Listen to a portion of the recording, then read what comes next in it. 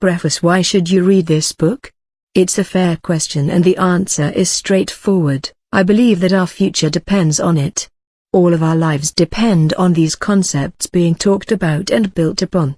Humanity will not survive unless we change the fundamental way in which we live. It makes sense to educate yourself with a perspective on world peace if you are truly interested in having world peace. If you were really interested in learning to sail, then you may read the book on how to sail or take lessons. If you were interested in learning how to heal, you would likely read books on that subject. Similarly, if you really want to learn how to live a better life and achieve world peace, it stands to reason that you will read about perspectives on world peace. After spending a great deal of time researching, thinking and observing, I have come to the conclusion that most of the issues that stand in the way of world peace are related to the monetary consumerism paradigm in which we live. If you and I met and we each had $1, and we exchanged that dollar, we would each still have $1. If we each had one idea and shared that idea, we would each have 2 ideas. This is why we must design our lives, socially and functionally, on intellectual value, not monetary value. If you met with a group of say 10 people and you each had 10 ideas to share, you would leave with 100 ideas, and so would each of the people in the group. Those 100 ideas would perhaps inspire each of the 10 people with many more ideas, and the process continues. The intellectual exchange is exponentially advantageous. No amount of money can feed you when you are hungry, quench your thirst, or keep you from drowning in the sea when you have no way to stay afloat. Many wealthy people have perished because they did not have the one idea or the cooperation of another that could save them. This book is designed to help us to wake up and see the absurdity of the life that we are living, and to realize that we can choose to live this life very differently. We are all subjects of modern-day slavery, and humanity is at a crossroad. We can either choose to continue being asleep and mindlessly play the game that we were born into, or we can choose to play a whole new game. World peace can only be achieved if we choose to live life by a whole new design. Einstein defined insanity as doing the same things over and over again expecting different results. As long as we play the game the same way, then we are part of that insanity. I hope that this short read will help you to understand that we have very little time left to avoid catastrophic disaster on a global scale, and also that world peace is truly attainable. Let's design a life for our children and grandchildren that ensures that they thrive. It is very important to me that you do not see this book as another pessimistic look at the world spreading gloom and doom. In every crisis, the opportunity for something good to be created emerges. In the crisis that our world is presently facing, we have the incredible opportunity to evolve our way of living to have a great life experience. I invite you to create that great life experience for yourself and all the generations to follow. Join me in the quest. Visit http://thegame.org and become part of the solution. Also, search for the new game on Facebook. Thank you, friends and family, for your patience, understanding, and for your help in making this book and this movement a reality. My wife Robin, for being my best friend and for kindly tolerating my obsessive behavior. Also for your true love and keeping me grounded. Ron Byung-chai, Yvette Ellsworth, Jennifer Betts, Rhonda Coulier, Michael Ross. Chapter 1: Surviving. At the time that I began writing this book, March 2011, I was contemplating the many doomsday scenarios that were gaining popularity in the world. I have also read about many people who believe that the next few years are important for humanity in an evolutionary or spiritual sense. I started to wonder to myself if humanity was suddenly becoming self-aware. Because of technology and our newly found ability to communicate and exchange information at such accelerated speed, maybe our species is ready to consciously evolve. At the same time, I am watching the insanity all around me in rural Michigan and seeing horrific behaviors of people around the world. I'm seeing the tsunami in Japan kill thousands, and I wonder how much this catastrophic event lends itself to the doomsday predictions that are gaining such popularity. Without question, many of us feel like something big is about to happen. When you combine the social-economic unrest and severe climatic changes of the Earth with the fear of many who believe that the end of the Mayan calendar signifies the end of the world, you certainly could get caught up in it all. Many people are seriously concerned about what may happen on December 21, 2012. Above all the hype and speculation, there are murmurings of science and collective reasoning that stand out if only in their observation. Humanity has predicted the end of the world nearly since the beginning, and many doomsday events have come and gone, leaving nothing in their wake except the wonder of it all. Our obsession with the end makes me wonder sometimes if we are in so much pain living our daily lives that we all but hope the end is near so that there is a conclusion. If you haven't been following the news and speculation, here is a brief synopsis as I understand it. The Mayan calendar is said to be the most sophisticated calendar ever created by any known civilization. It is more accurate than the modern calendar that we use today. The Mayans were obsessed with time and astrology, and they were amazingly accurate with their documentation and prediction of some astrological events. Today, science is fascinated by this ancient culture's ability. Some believe that on December 21, 2012 the Mayans predicted that certain planets will align with the Earth in such a way as to cause flooding on a global scale. Others believe that the Mayans predicted that this is just a great cycle of change. Still others believe that the end of the Mayan calendar signifies the absolute end of civilization. According to the scientific community, there is an event that happens about every 26,000 years where the Earth will complete its wobble on its axis. The cycle of this wobble is known as precession. Scientists say that this could be the cycle of change that the Mayans predicted. Okay, so now, the big question, what does it all mean? Well, strictly based on what we know, not much. Many of the interpretations of the Mayan calendar signifying the end of the world, and all the hype is just that, hype. I personally believe that December 21, 2012 in most respects will be just another day. It's no more likely that there will be some incredible cataclysmic event that will change the world in a flash than at any other time. Well, unless mass hysteria rules the day or terrorists decide that is the day they want to fulfill their prophecies and exploit the opportunity. We live in a world that is very volatile, and there is a great deal of human suffering going on that could lead to a cataclysmic event. We also know that extreme climate changes are capable of creating a cataclysmic event. Global financial markets are collapsing and money is being created out of thin air, leaving bad debt and inflation in its wake. Social unrest is also at an all-time high around the globe. Will any one or all of these things cause the world as we know it to end in 2012? It's anyone's guess. What is certain is the course we are on with global social-economic unrest along with a planet that is under great climatic stress means we are headed for some real challenges. I believe that the timing of all the 2012 hype certainly could mark one of mankind's great moments in time, but in a very different way. I believe that this is an opportunity for all of humanity to reflect on what we are, where we have been, and for the first time ever, to formulate a better plan for the collective good of all humanity. I believe that this is a golden opportunity for humanity to transition into a state of being that will ensure the very survival of our species. What if we knew without a doubt that the world would end on a specific date? I think if it were absolute and everyone knew, then we would all start living life very differently. I believe that wars would stop instantly. People would behave more kindly to each other. Most everyone would spend more time and effort with their loved ones. And for a while, life would be better than it has ever been. Of course, there would still be those who would riot, kill, rape and pillage. I personally do not understand that type of animal mentality, but that doesn't mean that it doesn't exist. I am fairly certain that people of that mentality are not reading this book, or any book for that matter. And whatever anyone has to say would not impact their behaviors whatsoever. I believe that most people would value every minute of every day. The things that we once thought important would no longer have meaning, and the only thing that would really matter is our relationships and how good we could live each day. We wouldn't be concerned with how much money we could make in our last few days on Earth. We wouldn't be concerned about paying the electric bill or who owed us money.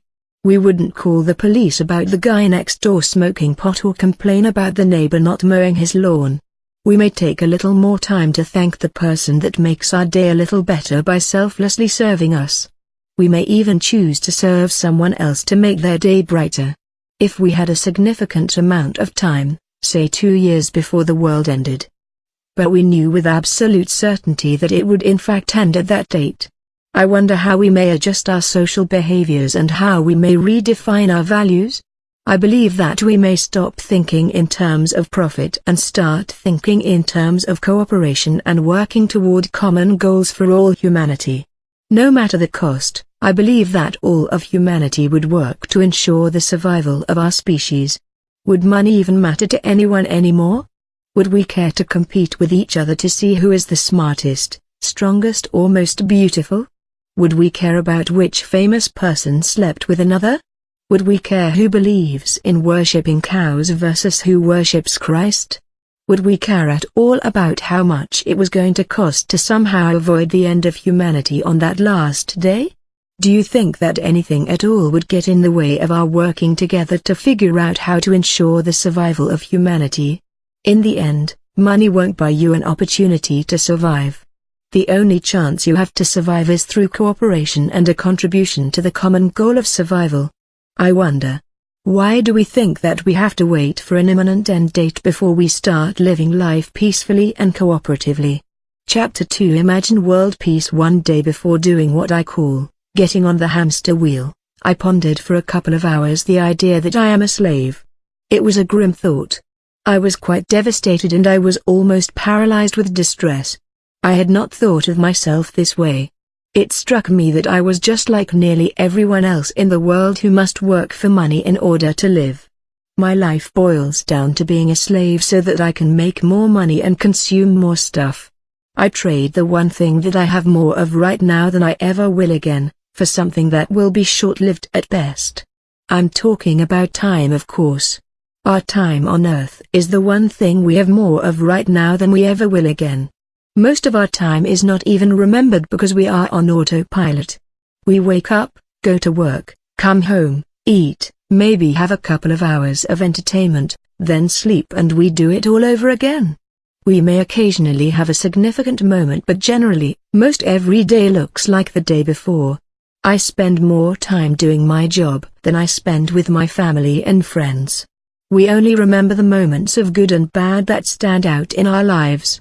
I'm willing to bet that many are like me and can't even remember more than a dozen or so moments throughout the past year.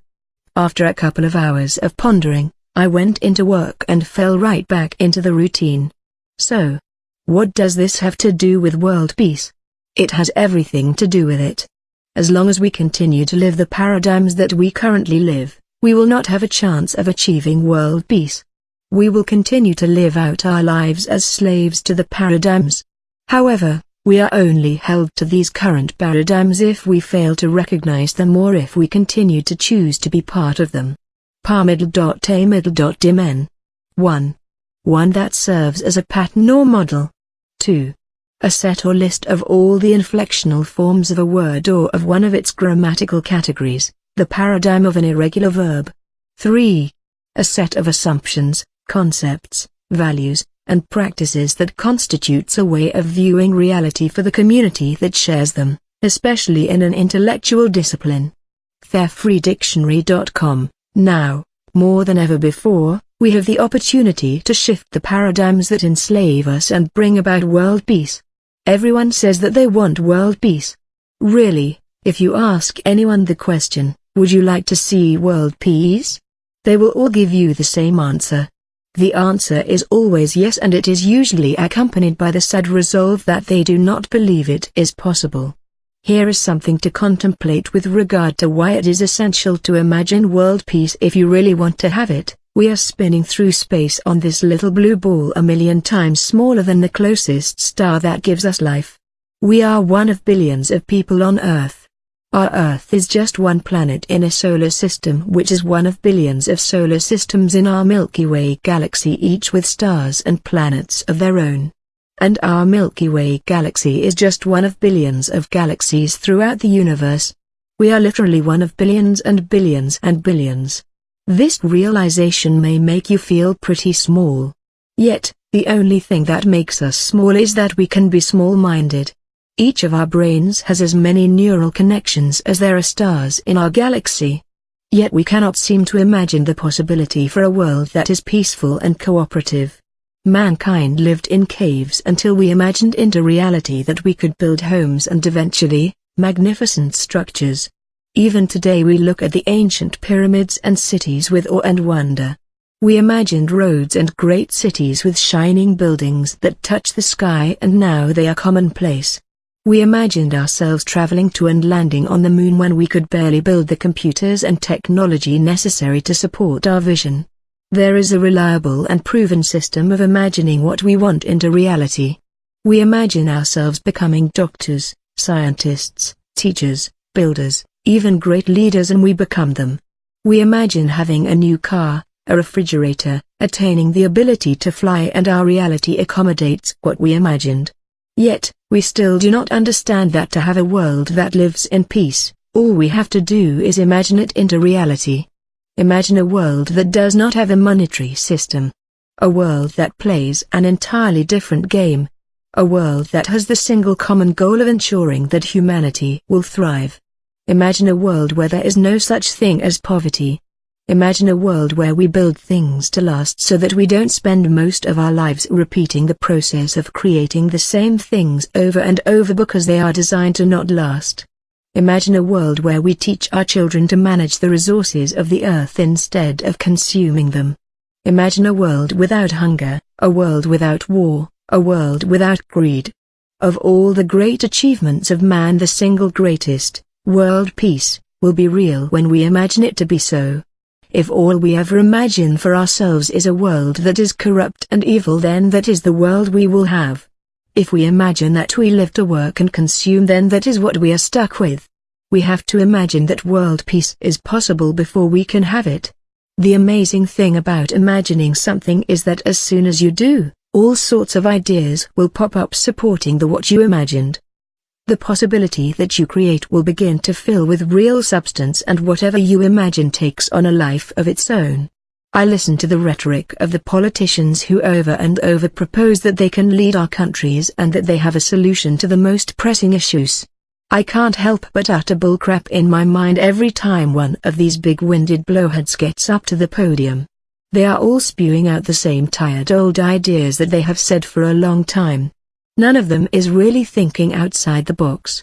All of them are seeking change from within the confines of the paradigm that we are currently in. You cannot expect the very mentality that got us into the mess to come up with a creative and profound idea to get us out. It would be like asking a rigid conservative to start coming up with some great liberal ideas. Or asking a liberal to think conservatively. Everyone seems to be thinking in terms of how to repair the system that is crumbling when they need to be thinking of an entirely new system.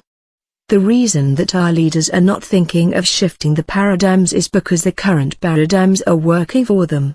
Our choice for leadership is severely limited by how much money the candidates have to campaign. The only candidates that ever make it to the ballot either have money of their own or raise money by accepting bribes and favors from big corporations and the wealthy elite. It is accepted that they lie about what they promise before they are elected, and they lie once they become elected. We do not hold our elected officials accountable for what they promise and what they deliver. In the past, news organizations would investigate and report on scandals unswayed by the possible threat of retaliation. They sought truth and transparency. Now most news agencies are but puppets owned and controlled by the very big money that they are reporting on. The wolf is the shepherd. Part of the problem is that our attitude and beliefs are as resigned as our systems are corrupt. As long as we the people are willing to accept that all politicians and government are corrupt, our politicians and government will continue to be corrupt. A select few in the world are absolutely happy with the way things are. They have money, and with money they have a great life opportunity at their command, so why would they want to change that? It's like the farmer who owns many acres of land and has slaves working for him to till the land, plant the seed and harvest the crop so that he can make more money, buy more land and enslave more to work his land. It's a good deal for the farmer and he sees no need to change things. The new game is a description of a paradigm shift for how we live our lives.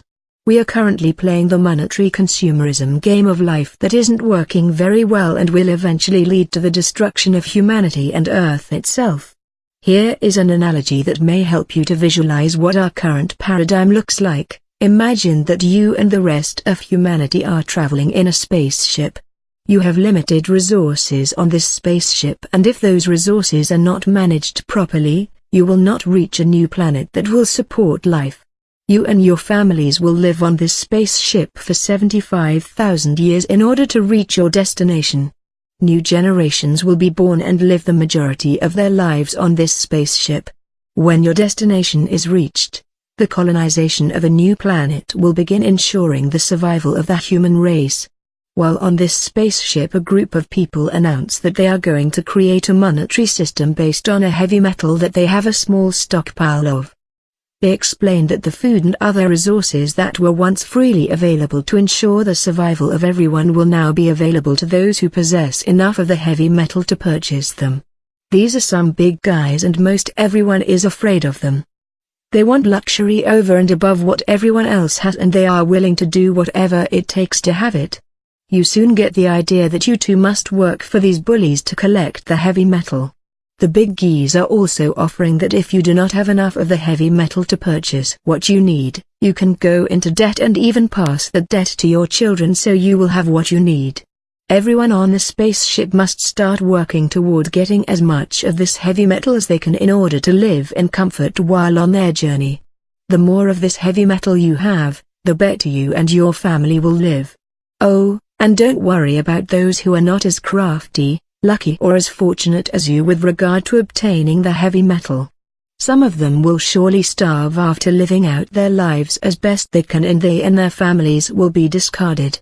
Those with the heavy metal will gather up and secure all the resources available and employ those who have little or no heavy metal to create tools and luxury items with a planned obsolescence so that they will not last, creating the need to throw them away, gather more resources and build more of the same. This will create a continual job opportunity for those who can and are willing to work for the heavy metal, and also give them something to go further in debt to get.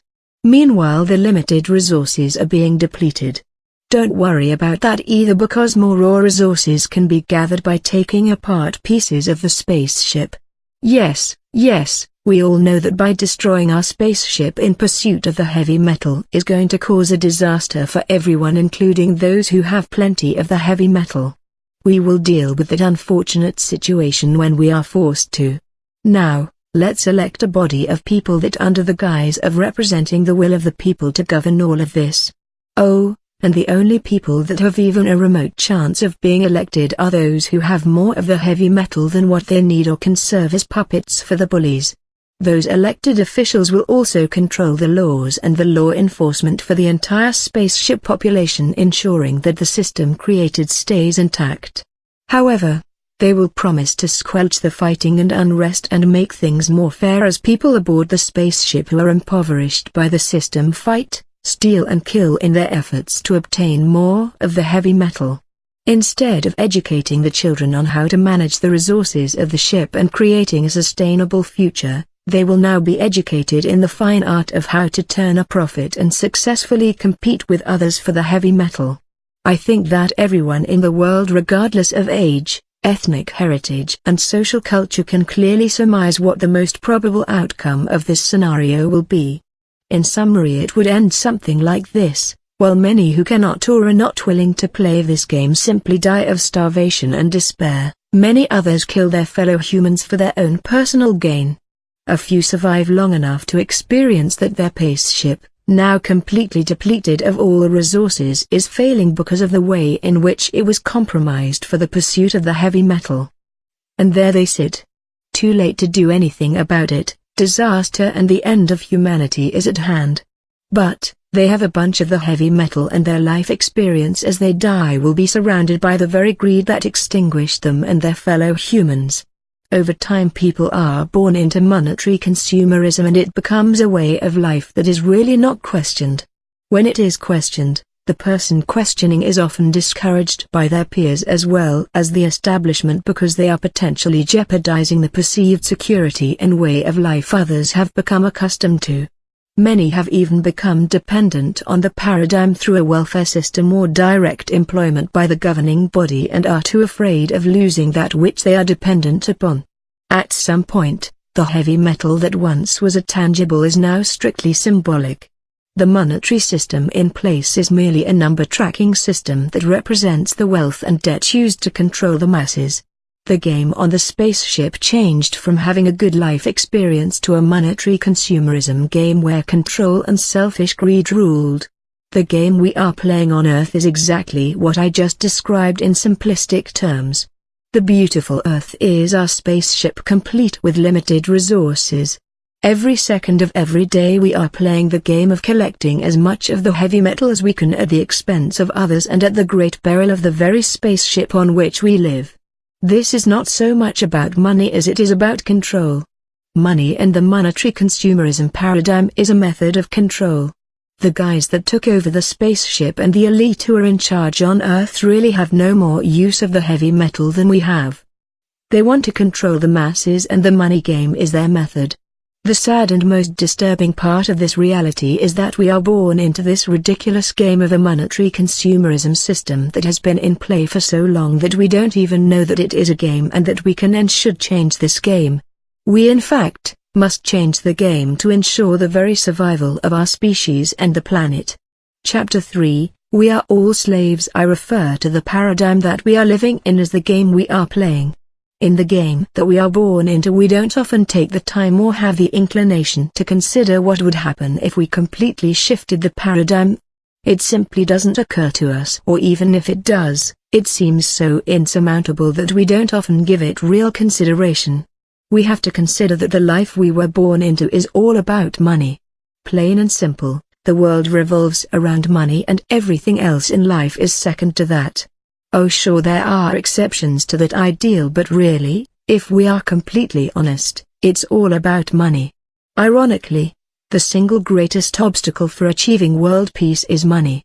Look at it for what it is. Money equals debt. If you were to hold a dollar bill in your hand, you may think that this dollar represents a very small but real physical fraction of gold that is held in a safe place like Fort Knox that is owned by the people of the United States of America. That thinking is incorrect. Printed US dollars only represent a small fraction of what is supposed to be in circulation. And, the total amount of gold and silver held doesn't even come close to representing the reserve. Why? And more importantly, why does this matter? It matters because we are playing the money game and we need to understand that money is a completely made-up aspect of the game of life. In the United States, when our government decides that we need more money, they then go to the Federal Reserve Bank, which is privately owned by the wealthiest people on Earth, and borrow the money. The Federal Reserve Bank gives our government what amounts to a promissory note representing the debt, plus interest. So, the dollar bill that you hold in your hand literally represents debt. Woodrow Wilson signed the Federal Reserve Act into law in 1913 in return for the support of the wealthiest, most influential men in the world during his presidential bid. Our great industrial nation is controlled by its system of credit. Therefore all of our activities are in the hands of a small group of men who chill and check true economic freedom. We have come to be one of the worst ruled, completely controlled and dominated governments in the world. No longer a government of the majority but a government of the opinion and duress of a small group of dominant men. Woodrow Wilson, debt equals in servitude. When you are in debt, as is nearly every nation on earth, then you are in servitude until that debt is satisfied. The trouble is that the national debt for not only the United States but nearly all other nations on the planet is so great that it is mathematically impossible to ever pay it back. Again, you may ask, why is it impossible to pay the debt back? The answer is that we are paying interest on that debt. The debt, combined with the interest being charged, is accumulating at a more rapid rate than what can be paid back. Many of us do not understand the numbers. We throw around the numbers like millions, billions and trillions as if they were all the same without a true appreciation for what these numbers are. Just to give you some perspective, let's look at the numbers. If you spent $1 every second of every day, it would take you about 11.5 days to equal 1 million. If you spent $1 every second of every day, it would take you about 31 years to equal 1 billion. If you spent $1 every second of every day, it would take you about 30,000 years to equal 1 trillion. As of the writing of this book, the official United States deficit is roughly $15.8 trillion. You can see the United States debt accumulate live by visiting http://www.usdebtclock.org/ and where in the world did this debt come from? The Federal Reserve was conceived by a group of the wealthiest people in the world in 1912. Why did our government feel as though we needed to have this organization to borrow money from? Did our country not have enough gold and material wealth to print its own money for the cost of the paper instead of paying interest on someone else's money? Nearly all other nations on Earth are in a similar debt situation, and because the United States dollar is the world reserve, we are all in the same boat, so to speak. Therefore, nearly every nation on Earth has a debt that can never be paid back and is in servitude to whomever is holding that debt. Now, the question is, who is holding that debt? The answer is, the very wealthy few who own the banks. In servitude equals slavery. The monetary consumerism paradigm enslaves everyone except the very wealthy whom we are all in debt to. Oh, you may say, I'm not a slave, I have freedom. And you have some freedom. The key word is some. If you were kept in shackles tied to a tree, you would not be very productive and therefore not be of much use to your master. However, if you are free to roam and you have the prospect of someday being able to enjoy retirement, you will be much more willing to work the majority of your life away. The point is that if you want even a small chance of having a great life experience in the current monetary consumerism paradigm, then you better have money. Because without money, you are going to have less freedom than you would if you had it. Here is a link to a great example of what we are talking about. http://www.wimp.com/withoutcrying/ This is a compelling speech at the 2003 U.S. Comedy Arts Festival by Anthony Griffith. Anthony describes how while struggling to get his career as a comedian off the ground, he had the opportunity to go on national television and how he had to create new material and be funny in order to make a living. He describes how he struggled to be funny and make up more funny material because this year in his life was his big break. If he failed, then his career would fail, leaving him without a much-needed income to support his family. The tragedy is that during the year of his big break, while going on national television to make money for his family by being funny, his newborn child was battling and dying of cancer. He had some freedom in that he could have turned down the big breaks that came his way. But doing so would surely mean that he and his family would suffer monetarily. He had to be funny even as his child lay dying in a hospital. Still think that we are not slaves? Most of us in the United States can relate to Anthony Griffith, as we have to go to work even in the midst of crisis at home, or even when we are really too sick or too tired to do so. How about the millions of children around the world who should be playing with dolls and riding bicycles, who are instead mining diamonds, making shoes, or begging in the streets for a little money just to live another day? There are other ways that monetary consumerism enslaves us all, even if you individually have money. If you have money, you are often doing all that you can to keep it. You have to be aware of and skeptical of everyone who has access to your fortune. Nobody can really be trusted. Even making new friends and forming new relationships can be next to impossible. When you have money, you are a target for many who will want you to part with it. The cage that you build for yourself may well be one of luxury, but it is still a cage. What stands in the way of curing disease, providing food for the world's hungry, or making sure that every person on Earth has clean drinking water? We have the technology to cure diseases, we have the food, and about 70% of the surface of the Earth is water. What is in the way is money. This is a plain and simple truth that affects world peace at its core, and it is the greatest threat to humanity. Most crimes are committed and people imprisoned because people want money and will do whatever it takes to get it. Whether driven by need or greed, the end goal is the same. Prior to the idea of money, the world operated largely on a barter system. People would trade what they had for what they did not have. The trouble with the barter system is that it was often difficult to determine the real value of the traded items. Even with the invention of money, it is still sometimes difficult to determine the value of something because the value is often determined by circumstance. For instance, if you were literally dying of thirst in the desert and you had a pocket full of gold, you would certainly trade all of your gold for a canteen of water. When I was a young boy, I would ask my father's advice when it came to buying things. I would say something like, "Is this worth $10, Dad?" His reply would often be, "It's only worth is what its worth is to you." His advice stuck with me, and sure enough, that is the best way to govern the value of anything. Its only worth is what its worth is to you. I have often wondered about the nature of mankind being greedy. The idea of money and trading something for something else in consideration of ownership is as old as humanity itself. There are, however, cultures around the world that have defied these concepts and simply share all things among each other without the consideration of ownership. Among these were some American Indian cultures. Throughout the world there are still some cultures that simply share for the greater good of all. If someone needs something, they have but to ask for it and their needs are met to the extent of the ability of the community to provide. You have no doubt heard the expression "you can't take it with you" when referencing death and material wealth. The concept of actually owning something is shattered when you die. We all come into this world with nothing and we leave the same way that we came. So, do we ever really own anything? We are all living on borrowed time and using borrowed things. This is fact. Even if you argue that things can be passed on to family and friends, the fact is that there is no guarantee that they will get or retain what they got, and when they die, they will leave it all behind just as you did. To really get a perspective that will assist you here, you have to think in terms of your mortality. It also would be helpful to understand what we humans are.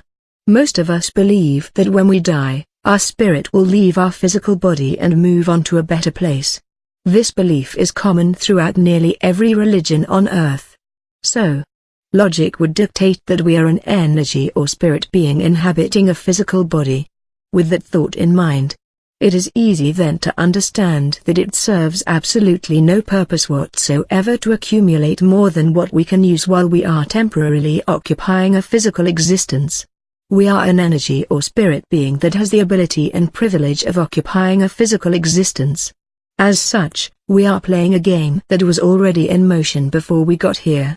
That does not mean that we have to keep playing this game. We are fully capable of transforming our world by playing a different game. There is nothing wrong with having comforts and pleasure while we are here, unless of course it is at the expense of others who are going without. And guess what? Many are going without in the world so that we can have the comforts and live in excess. If you think that what you have is not at the expense of another, then you are delusional. We could completely eliminate starvation in the world today if we just gave up purchasing gifts for 1 year in the United States at Christmas time. That is just 1 year. A few powerful and wealthy countries in the world live like royalty compared to majority of the world population. Of course it is at their expense. My point here is not to make you feel bad about having comforts in your life while others go without. I too am living a very privileged life and have more than I need. And, I'm not just picking on the Christian religion. We could feed the starving by giving up buying shoes for 1 year. The point is that as long as others do not have what they need to survive, those of us who have more than we need are living at their expense. We are not always conscious to these things because we are born into the game, and the game itself does not encourage equality. The paradigm that we live and have lived in for thousands of years is one based on the concept of ownership, selfish regard and entitlement. The vehicle for this paradigm is money. The goal of the life game that the whole world is playing is to have more money. We trade our bodies for it, we trade our time for it, We trade our health and happiness, our freedom and our dignity. We may very well be willing to trade the survival of humanity for it. As long as the world chooses to keep playing the monetary consumerism game, the world will not be at peace, because this monetary consumerism model is corrupt by nature and is counter to the law of equality. When making money is the goal, the health and well-being of others are compromised by greed and corruption. Look at the way the corporations are set up. Their goal is not to build the finest product for longevity and functionality. Their goal is to build the finest product for the greatest profit possible. It is widely accepted that this is the reason businesses are in business. The pursuit of this goal is often at the expense of the health and well-being of human beings. By law, corporations must endeavor to make a profit. Human beings are valued for their productivity. It is no different than when slavery was openly acceptable and you picked the youngest, most physically productive slaves to work your fields and factories. You would feed, clothe and shelter them to keep them healthy enough to produce for you. The very young would be indoctrinated into the slavery mentality from their birth so that they would be obedient, and the old would be discarded because their usefulness had diminished. Isn't that exactly what we do now? We are the slaves. Our children are taught to conform and obey at a very young age. They are not encouraged to question and explore. They are taught what to think instead of being taught how to think for themselves. They are told to think about what they want to be when they grow up. As if they could only be one thing when they grow up. Human nature is not to become one thing. Human nature is to have many desires, and when you find one thing that you are passionate about, then you would pursue that desire. Perhaps you would find that the one thing remained your passion. And so what's wrong with the idea that along the way, you discovered something else that was even more exciting based on the experience that you had to that point? In monetary consumerism, it doesn't make sense to work that way, because while that may suit our ability to thrive, it is not as efficient and profitable.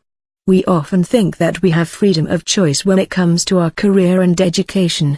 Sometimes we argue that in the United States, if a person is willing to work hard enough and long enough, that they can achieve anything. While this concept has been proven true, and there are some great stories of exceptional people who had modest beginnings and achieved great success. The question that we have to ask ourselves is, what if everyone had the opportunity for great success without having to overcome such adversity? Wouldn't we have many more great successes? After all, everyone who has something great to contribute may not have the strength and tenacity to make it to a point where they can contribute. So, what if we could choose to spend our time and effort in the vein of our passion instead of deciding on our vocation based on the cost of the education? What if we didn't have to consider how we could make enough money to live on in that occupation? The sad truth about our current enslavement is that we don't even know that we are slaves, so we don't think to choose something different. The thought is never even on our radar.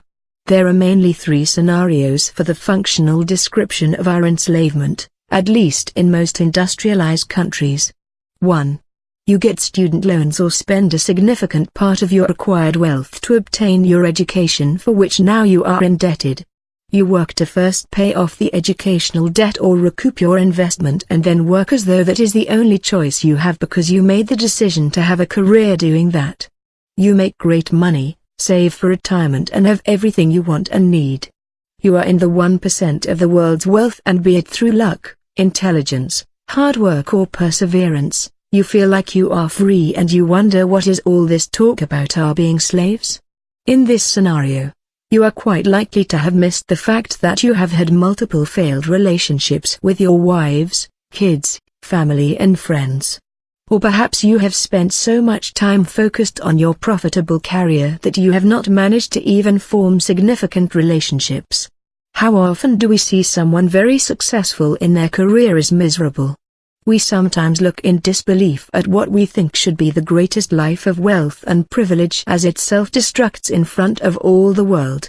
As of the writing of this book, there are over 400 billionaires in the United States.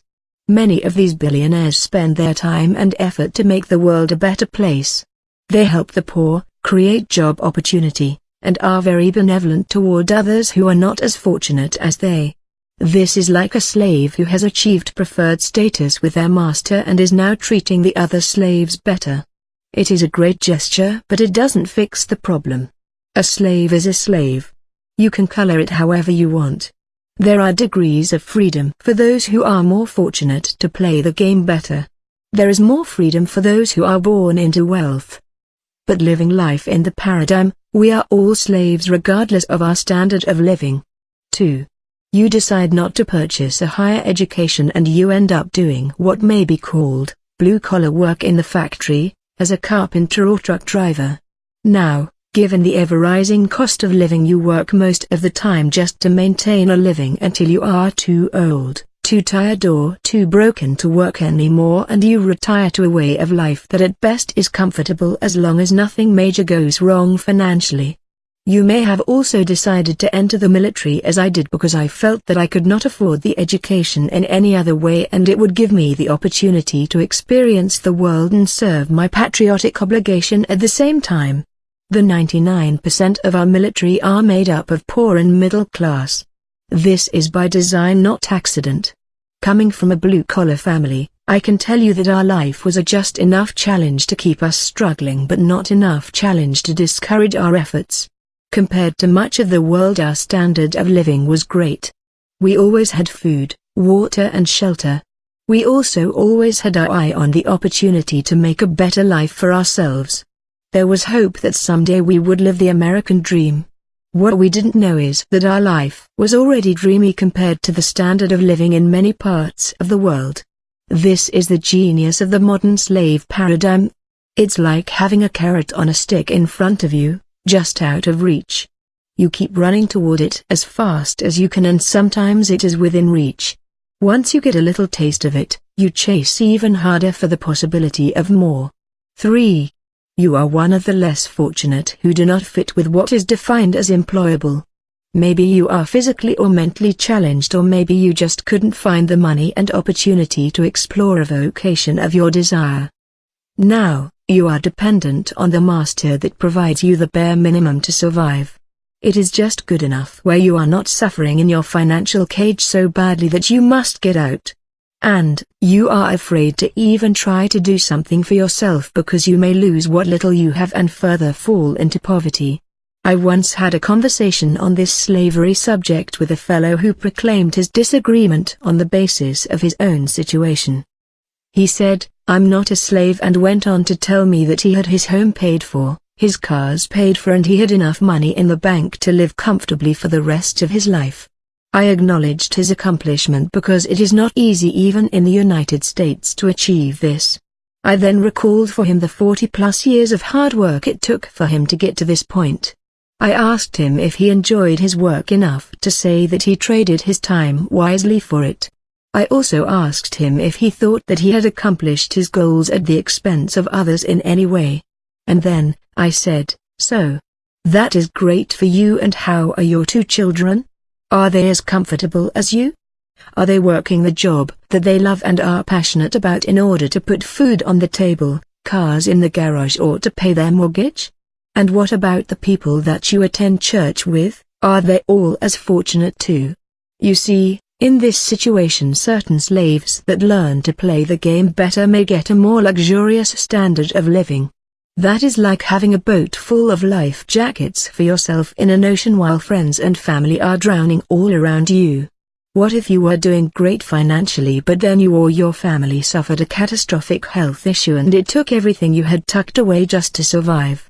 I think back on the 1983 comedy Trading Places, where Dan Aykroyd's character, who is at the top of his game, is quickly and cruelly put on the street by his bosses and replaced by Eddie Murphy's character, who was living on the street. Money was the motivation for both characters. One character had been born into wealth and privilege while the other had been born into poverty. The theme of the movie was based on a bet between 2 wealthy brothers who owned the company that Dan Aykroyd's character worked for. The bet was to find out whether a person off the street could take the place and be as successful as the person that was groomed for the job. Having money gives a person access to education, healthcare, and a plethora of opportunities. But, It doesn't take much for someone with more money and more power than you or an unfortunate circumstance to knock you down to a mere existence. Another way to look at it is even more concerning to me. You may become the master slave who enslaves others. Do you own a business where people work for you? You can dictate what they can and can't do, holding their wages over them to get what you want so that your business can be profitable? I have owned and still own a small business, at the time of writing this book. I am thankful on one hand that I can provide employment and a good working environment. On the other hand, I am disgusted that I am part of the slavery paradigm to the degree that I use others to become more profitable. In many parts of the world, you may have to provide everything from sexual favors to risking your life to keep your job. In many cultures there are supposed to be laws to protect you from abuse, but we all know how employment really works and how money corrupts. It wasn't long ago that we didn't even have child labor laws or laws that protected against sexual or ethnic discrimination in the United States. No matter what society you are in and how many laws you have, the nature of the money system is such that there is always corruption.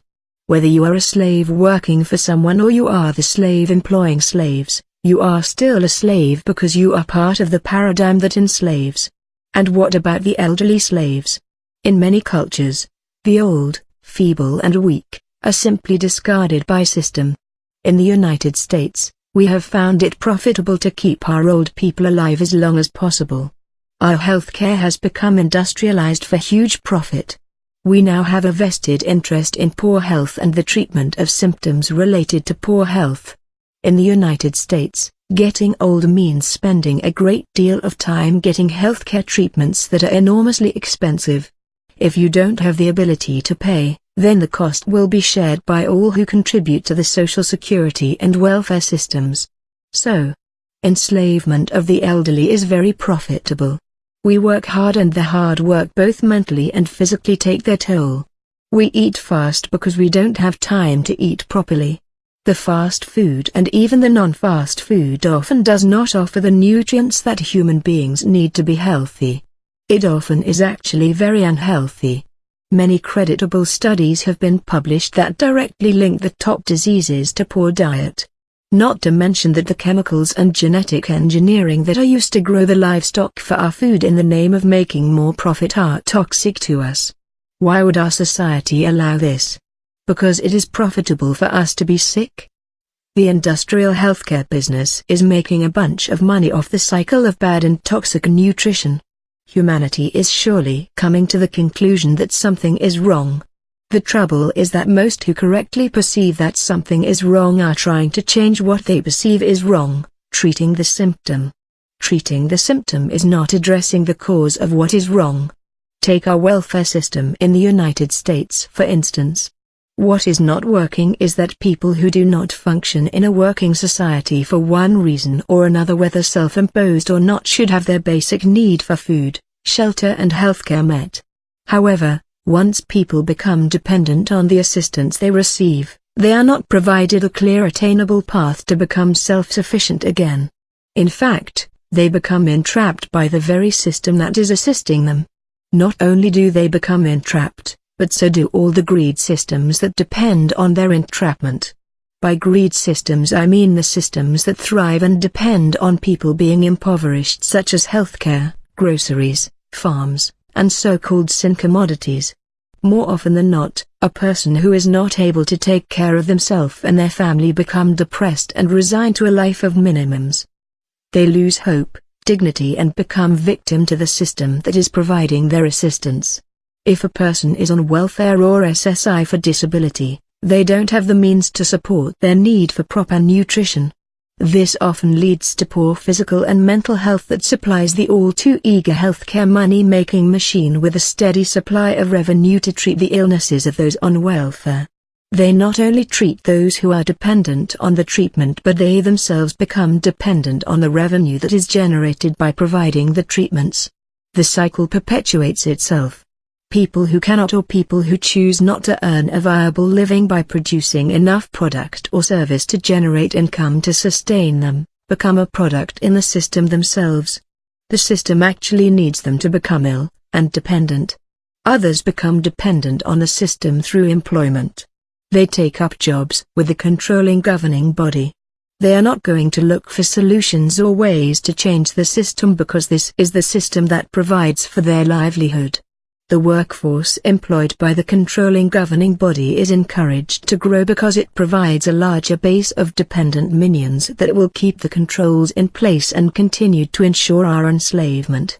War is a hugely profitable part of our enslavement. World banks profit by funding both sides of the wars. And then they profit more by the reconstruction of the very cities that they funded the destruction of, placing further debt and enslavement on the human beings who live there. Wars are very profitable. The genius of many of the wars we fight today is that many of the wars we are fighting are ghost wars. Ghost wars such as the war on drugs or the war on terrorism are even more profitable because they are endless and funded based on the successful propaganda in the form of fear campaigns. We are all willing to pay whatever it takes to keep the boogeyman from getting us. What better way to keep the money flowing with the blessing of the general population for an indefinite time? Do you see the difference between a war that is legally declared on a finite tangible such as another country versus a war that is declared on an intangible group of people? We have spent billions and billions of dollars fighting ghost wars, and if you just use the war on drugs as an example, you will find that not only has the war cost us billions of dollars but it has also failed miserably. Yet the war is profiting the banks and the people who own them, so the ghost wars rage on. The same is true for the war on terrorism. We have spent over $1 trillion on this relatively new war. Tens of thousands of lives have been lost and the world is arguably less safe today than it has ever been. It is all about dominating whomever is deemed a threat by the richest in the world so that the profits may keep flowing. For a minute, just take a deep breath and see how all of this fits and supports monetary consumerism. Normally in the United States, the president would have to obtain congressional approval in order to go into another country and start dropping bombs, sending in troops and killing people. There would be a whole series of events that would have to be done in order to allocate the taxpayer funds that would be used to fund such a war. But, as continuing part of the war on terror, many of the processes and approvals are bypassed. We are all financing the ghost wars, and the most of the time we have no clue who is being killed and where the money is going. Where does the money come from when our national debt is at an all-time insurmountable high? Well, it comes to our government in the form of loans from the Federal Reserve Bank. It is debt which is shared by citizens of the world, because the United States dollar has long been the world reserve. Most of the world is unknowingly financing the ghost wars. Meanwhile the debts continue to grow, and as I have said, debt equals slavery. This negative financing situation is not unique to the United States. Where are the countries borrowing the money from to bail them out of their financial crisis? They are borrowing money from banks in other countries that are also in debt. None of it makes any sense. The monetary consumerism paradigm is falling apart, will not and cannot sustain a thriving humanity. As the population on Earth grows, what do you think happens to the value of human life? For example, if you had a large farm and 50 slaves to run this farm efficiently for you, then each slave has a value.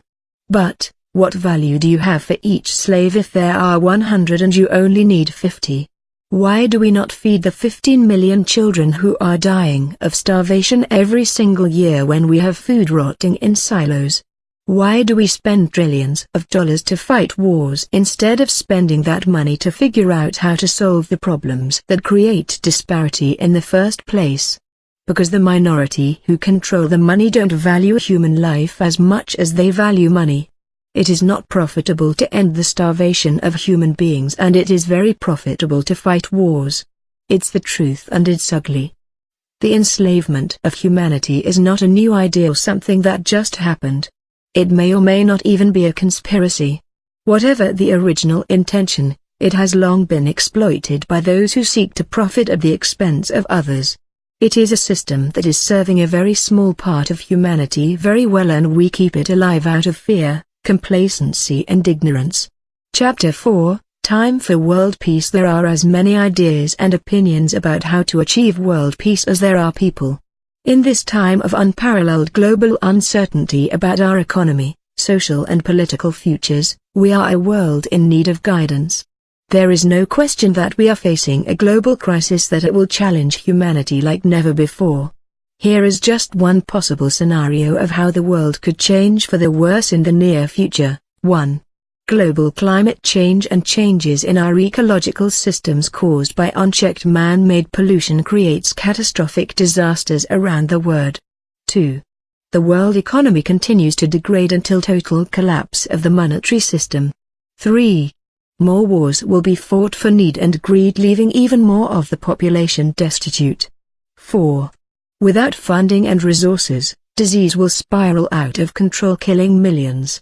5. Nuclear weapons will be used, further creating stress on the world environment. 6. Even the countries with the most wealth will suffer great hardships. When suffering, even the most civilized, privileged and best educated will resort to violence. If you think that sounds scary, you have only to look around at some of the current doomsday prophecies that are circulating in print and on the internet. It seems that on a global scale, everyone believes that something major is going to happen in the next year or two. So, what do we do? First, just for a moment, consider how we got to where we are. The paradigms that we currently live in evolved just as we humans have evolved over the millennia. We have evolved separated by geography, which caused us to develop very different cultures with very different perspectives. Some cultures have developed quickly and others more slowly. Some cultures have been content to live life according to tradition, while others have chosen to live life in constant change, pursuing bigger, better, faster and with an insatiable appetite for more. In the beginning, we, the human race, did not get together to intelligently design a plan that serves the best interest of all humanity. And this is precisely where the problem is. There is nothing wrong with how humanity developed. What has been suffered by the natural evolution of the diversity of perspectives has provided us with a pretty good idea of what works and what doesn't. We also experienced life in billions of ways that we could not have otherwise experienced. For some reason, mankind often takes a pretty good beating before realizing a better way to do something. After all, we are one of, if not the most stubborn creatures to ever exist on this beautiful planet. Humanity has changed the face of the entire Earth more in the past 200 years than any creature in the 4 billion years before us. It should be no mystery whatsoever how humanity got to where we are now. The mystery is why we continue to haphazardly evolve without consideration and consensus on where we are going. We have to unite in our understanding that we are living life according to a model that is fundamentally flawed. Then, we must believe that we have the intelligence and tenacity to design a new model that works better for everyone. We are not talking about rocket science here. All we have to do is know that we must shift the paradigm and be committed to make it happen. When President John F. Kennedy said that he wanted the United States of America to go to the moon within a decade, many people, including the scientist of the time, thought that he was way too optimistic. But somehow, with the belief that it could be done and using less computing power than what is in a smartphone today, there we were landing on the moon. It is that kind of passion and belief that we need in order to achieve world peace.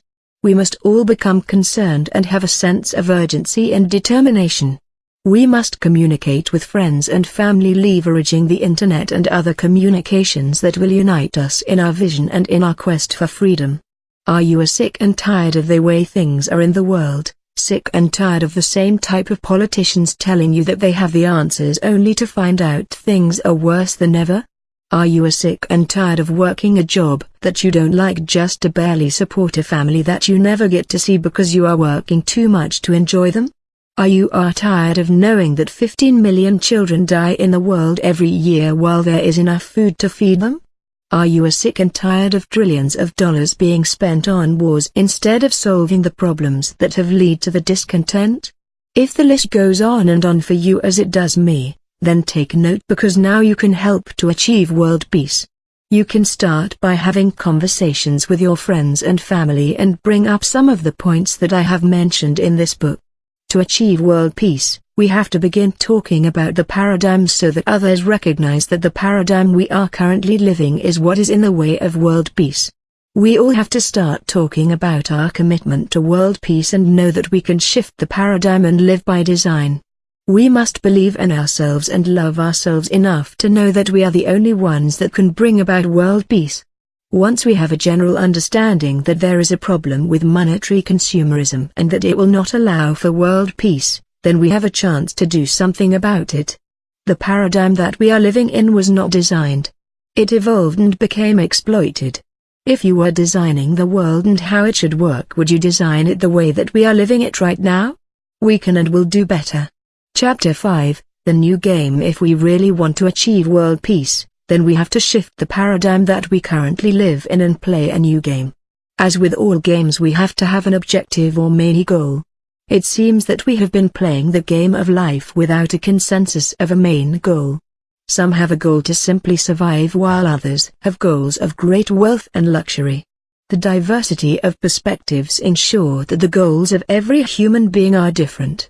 If you take into consideration all the different perspectives, all the different goals and all the different rules of the game, then, factor in the various social economic cultures and beliefs, you may quickly understand why the objectives of the game of life are different for everyone. However, the objective to have more money so that you can have a better life is an almost universal goal.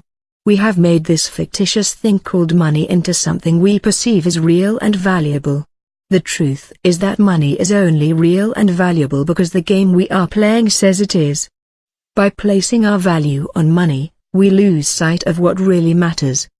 The new game is placing the ultimate value on human beings so that we can survive, thrive and have a great life experience. If money is not being used as a vehicle to our ability to survive or thrive, then nothing is the way for us to survive and thrive. Humans are meant to thrive in life, not just survive. If we could all agree that money is what is in the way of our having a great life experience, then we may work more diligently to shift the paradigms and play a new game. The best way for me to express the new game and appeal to you is through simple logic. It is difficult to argue with logic. The logic looks like this. 1. Human beings cannot survive or have a good life experience without other humans. If you are the only one surviving, the human race would die out.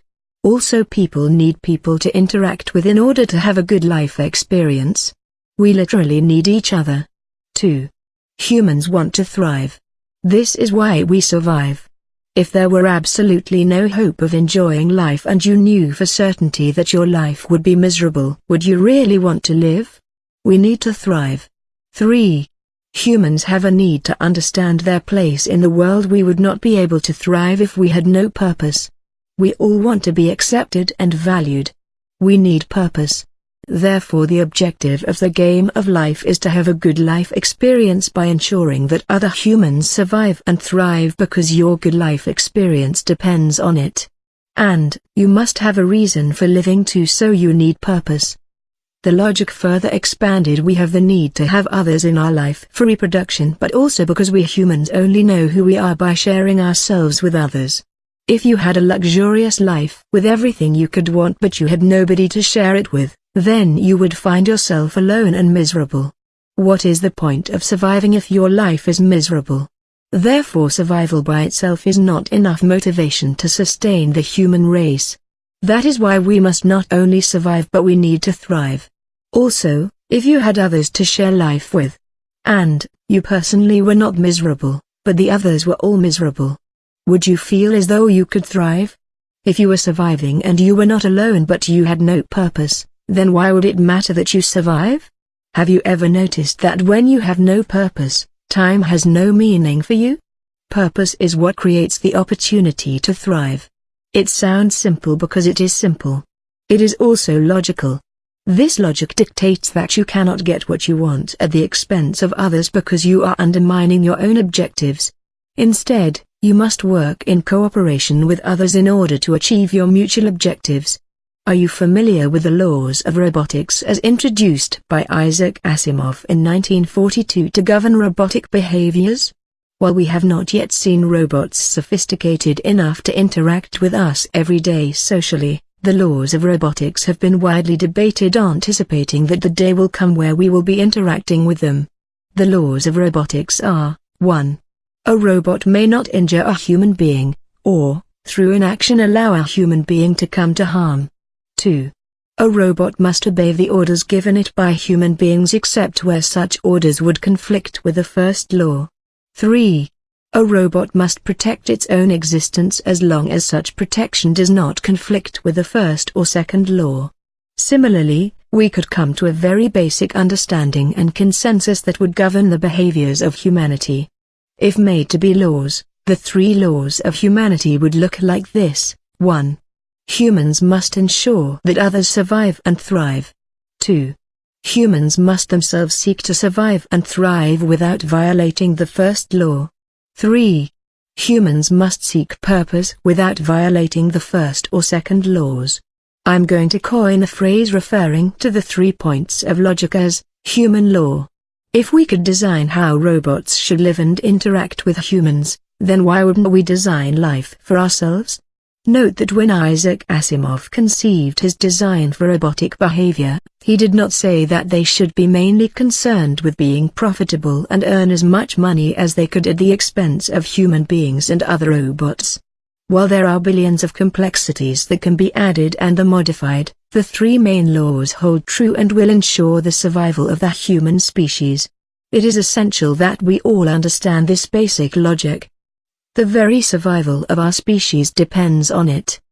Now, if you can accept that the universal goal of the game of life is to play by making sure that everyone survives and thrives and everyone has a good life experience, then, let's look at the current game goals that we are playing by and see the differences in the paradigms.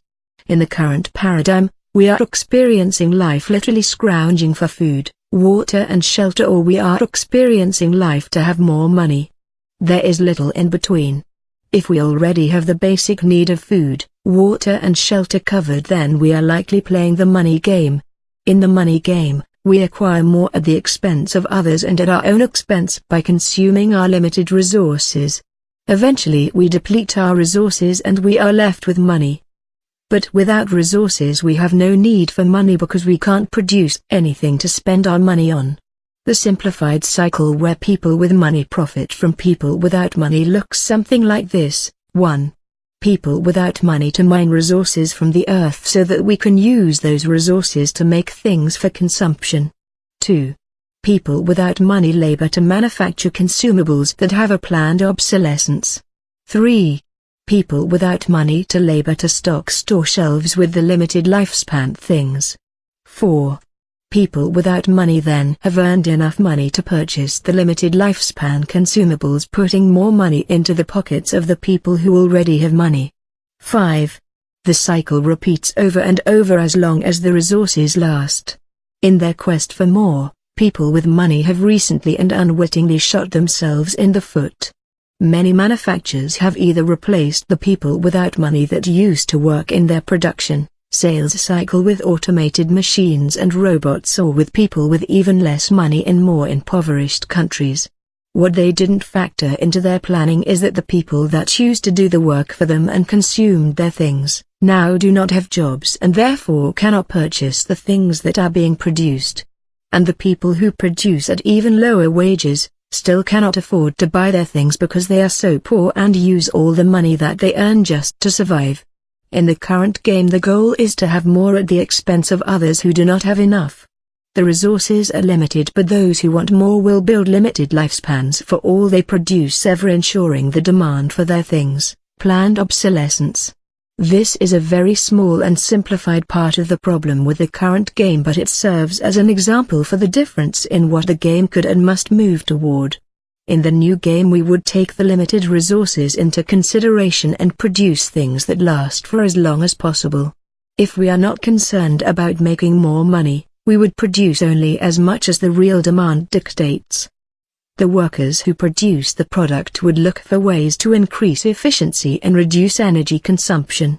There would be no single entity benefiting at the expense of others. The benefit would be for all who need the product.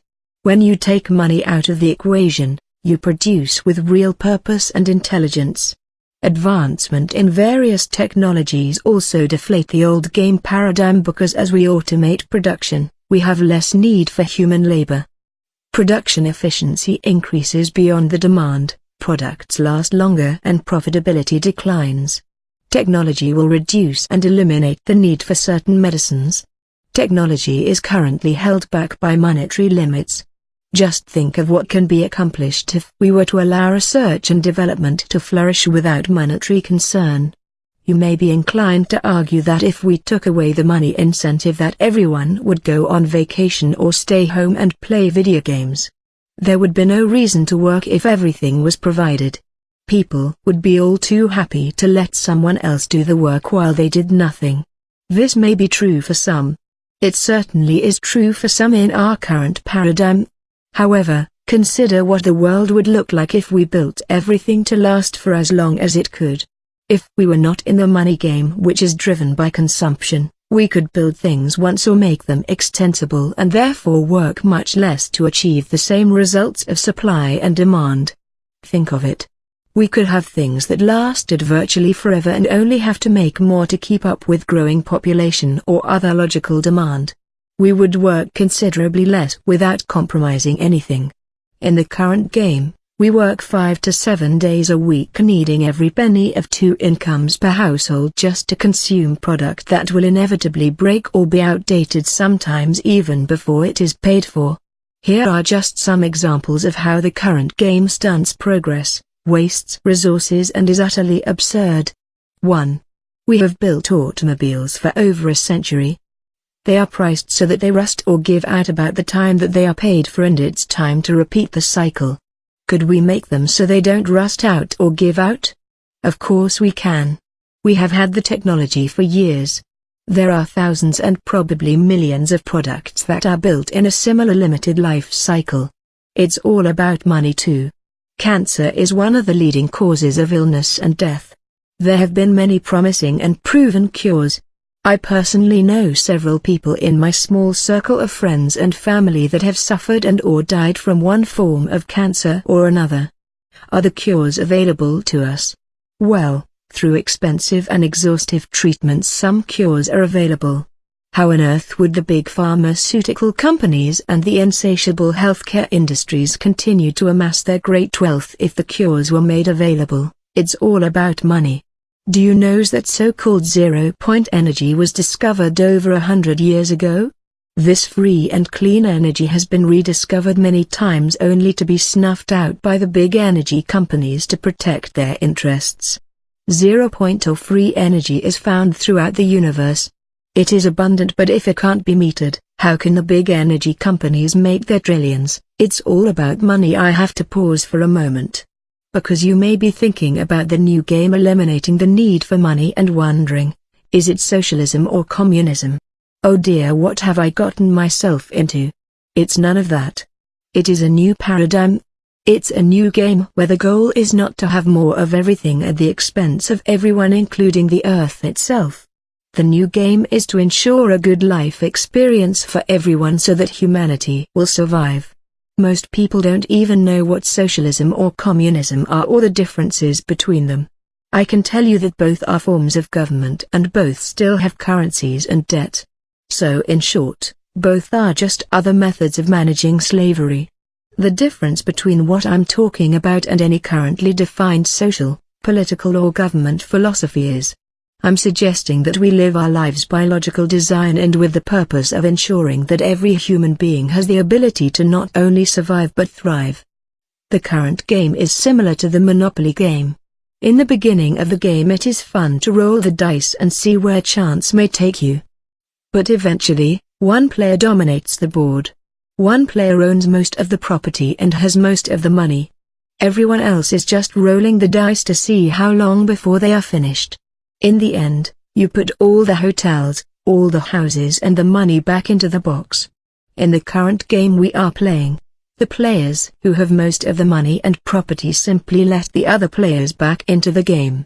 They strip most of the world down to mere survival. They finance and incite wars. They bankrupt the people, foreclose on their homes and businesses and then give them just enough money back to entice them to keep playing. The cycle is repeated over and over. Someone, in this case a select few, have money and all they need, and they are controlling the game. Humanity cannot survive this game and the current paradigm. Money is a part of the game that was made up in order for the select few to control the masses. The concept of money may have been a necessary part of our evolution. But think of it, if we all got our heads on straight, would we really be playing the money game? Someone made up the money game, and as easily as it was invented it can be tossed out. In order to toss out the old paradigm, we need to define the basic needs of all human beings to have a foundation for a good life experience. Again, it's not rocket science.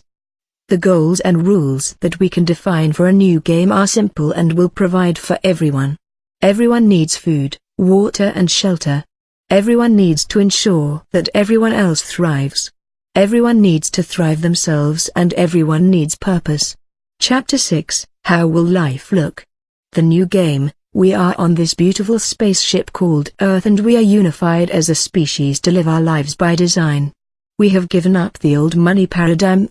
We are devoted now to making sure that the whole of humanity has a great life experience. Some of what I am going to describe to you in this chapter may sound like science fiction. Indeed, some of what I am sharing is not possible today. However, I have researched many technologies, and everything that I am describing with regard to technology is either here today or highly probable within the next decade. If we adopt this new game paradigm, the development of all these technologies and even more are probable. In the new game paradigm, we manage our natural resources intelligently and responsibly. We create enough product to meet demand, recycle all that we use, and endeavor to discover more efficient, longer-lasting materials that are safe and effective. The goal is to make the best of what we have. We still have disagreements, infidelity, mental illness, power-hungry people, and a myriad of other issues to contend with. However, the solutions are created and delivered with intent to solve, not intent to profit. When profit is not a factor, we will create better resolutions for everything. Without the worry and stress of money, we are happier, healthier, and the much of the discontent that leads to disagreements, infidelity, mental illness, and insatiable hunger for power simply go away.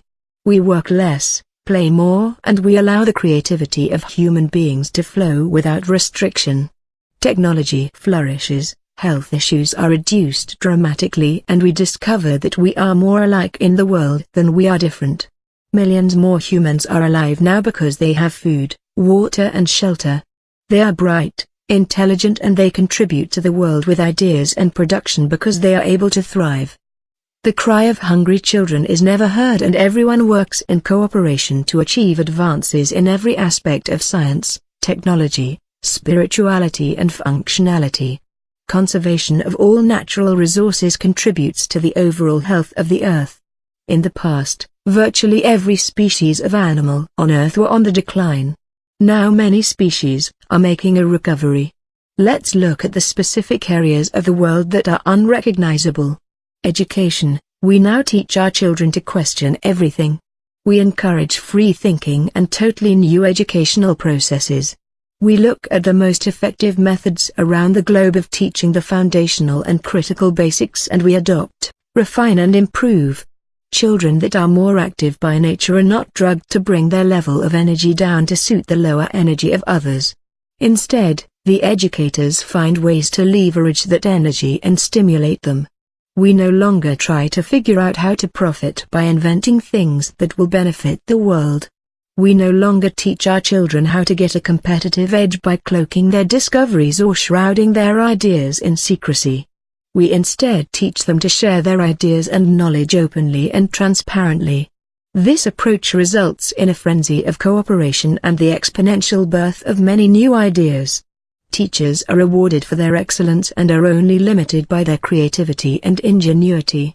Money is no longer a limitation for anyone. Everyone can receive the education that they desire, so more students are exposed to education that was once not possible. Better educated people result in more scientific, technological, and spiritual breakthroughs. The world advances at a rate never experienced in history. We are able to manufacture any material we desire at any time, so now many resources that were once finite are now infinite. War is no longer a profitable business, therefore, the outbreak of war is rare and only occurs when someone is caught up in the old paradigm mentality. From time to time a dictator mentality pops up. Someone from the old game who cannot or will not make the transition. They find it difficult to gain support and momentum.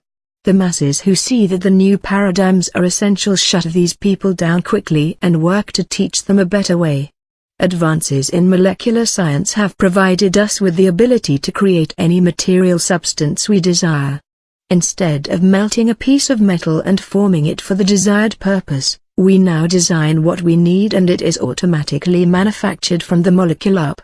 Everyone has the ability to tell a computer what they want, whether it be a steak or a new air conditioner for their home, and in a matter of minutes to hours, it shows up in their molecular production machine. Does this sound like science fiction to you? Look up scanning tunneling microscopes and you will see that even today, we can build virtually anything we desire at the molecular level. Also, 3D printing, which is a current technology, will advance without limits for instant creation of whatever we desire. If money is not an issue, the development of these technologies will not be monopolized by the government and dubbed a national security interest. Products are manufactured locally instead of the absurd process of shipping material to a remote part of the world and then using inexpensive slave labor to manufacture the product and shipping it all the way back to where the product is consumed. This localized manufacturing is many times more efficient and saves time, material and valuable resources. Nanotechnology is the technology based on the very small. When I say very small, I mean 1/1000th of a meter. That is much smaller than a single blood cell. This technology has been in development since its conception in 1959. You may not have heard of it, but nanotechnology is currently changing our world in many wonderful ways. Utilizing nanotechnology in materials is now common.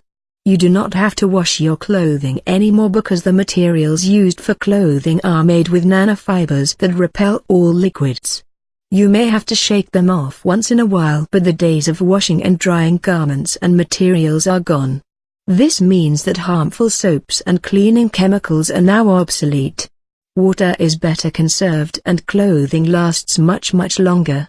This same technology is used on buildings and homes, keeping them shielded from natural and man-made soiling. A wonderful secondary benefit is that the new materials are also fireproof, stronger and much more durable, making them last longer. Humans enjoy a happier, healthier lifestyle and many diseases simply go away because of the reduced stress. Healthcare is now concerned more with prevention than treatment. The brilliant minds in this field are less burdened and have more time and energy to devote to effective prevention and treatments that were previously too expensive to pursue. Without financial limitations, research and development are producing astounding medicines and technological breakthroughs at unprecedented speed. Our new global cooperation will result in sharing information freely. Patents are no longer needed and no longer keep great inventions from reaching and benefiting the world. The advances in every area of life put us many years ahead of where we would have been in the old paradigm. Because proper nutrition is now the focal point of producing food, better, more nutritious food is produced. With better, more nutritious food, the world becomes healthier, and because the world is healthier, we produce better thinkers and better producers in every respect. Something called the age of conscious evolution is at hand, and we are experiencing life as if for the first time. Aging is not only stopped but it is reversed. Now, you have the option to live as long as you desire and be as young as you wish. Robots do all the undesirable labor throughout the world. People no longer put themselves in harm's way because all the dangers are minimized. Production of food and manufacturing are largely carried out completely by robotics. Homes are now as mobile and stationary as you wish. They are built out of carbon nanofiber that makes them feather light and yet stronger than steel. With our anti-gravity generators, our homes are able to be parked above the surface of the earth as well as on the surface. With the exponential advances in technology, we are able to integrate nanotechnology with our human physiology, transcending our own mental and physical limitations. We are becoming superhumans. Because money is no longer in the way, discoveries of Earth-like planets are common, and the technology needed to travel safely to these planets is being developed. Mankind is free to explore. We now elect leaders based on their ability to lead instead of how much money they have to campaign. Government works better because leaders are there to lead without taking legal bribes through lobbyists. The leaders we elect are truly concerned with the best interest of everyone because that is human law, and they understand that human law is essential to the survival and ability of humanity to thrive. We are entering into a golden age of human evolution where our biggest problem is dealing with the incredible speed of change. In the new game, everyone wins and all humanity thrives. To some, this sounds idealistic. To that I say, it is. It is an idea that is ideal, and why shouldn't it be? Why do we believe that we are meant to live in a world that is not ideal? What is the point? The paradigm that we currently live in may have been created as much by chance as it was by design and conspiracy. It falls far short of what we human beings are capable of. For the first time in history, we have the global communications and intelligence to stop the madness and create the world exactly in a way which works best for everyone. We are on this beautiful spaceship called Earth, and we are suddenly aware. We are aware that the paradigm needs to shift, and we need to play a new game so that we all can reach our destination in the universe. In a decade, the world as we knew it has changed so dramatically that we are all that nearly giddy with amazement. In 2 decades, we have all but forgotten the ways of the past, and when we do remember the old monetary consumerism paradigm, we laugh with disbelief that we once lived that way. We vow to never repeat the past. Chapter 7, Transitioning. Our greatest challenge. The transition from the old game to the new game is likely to be our greatest challenge. So may have no idea what that could look like. We are programmed from the time we are born to believe in a way of life that was already set in place long before we showed up. Think of how you got to where you are with your beliefs to this point in time. One day, you showed up in the world. The game of life was already in motion. The social, political, religious paradigms were already in place, and depending on where and when you showed up, you simply were taught what those around you knew. That's how it works for everyone, whether you showed up on a farm in the Midwest of the United States or in the booming metropolis of Hong Kong, China. You are programmed from birth to believe according to the time and place for which you are born. If those around you worship cows and aspire to thrive in a community that grows rice, then you will most likely worship cows and grow rice. If you are born into wealth and most of those around you are educated and primarily concerned about money, then you are most likely to continue to be educated and be mostly concerned about money. Because of where and when we are born, we have certain beliefs. We sometimes get the notion that our beliefs are our own. We identify ourselves with those beliefs so strongly that we can't see that they are mostly a result of where and when we are born, and we will fight fiercely to defend them. This is the biggest hurdle that humanity must overcome. We have to understand that we believe what we believe largely because that is what we have been taught for most of our lives. We have to set aside our strongly held beliefs and be open to some new ideas. This is the first step in transforming our world and creating our life experience in the world by intelligent and intentional design. To really transition into this new game, we have to also realize how we are spending our lives in the current monetary game. The very nature of the monetary consumerism paradigm is wasteful. We waste our time and precious resources to build things that will be consumed so that we can waste more time and more precious resources to replace them.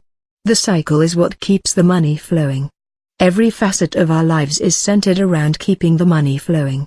In the United States, we wake up and rush to work between 8 and 12 hours a day, 5 to 7 days per week, 50 weeks per year, just to make enough money to keep up with the cost of living, and all the while hopeful that we will somehow save a little for retirement.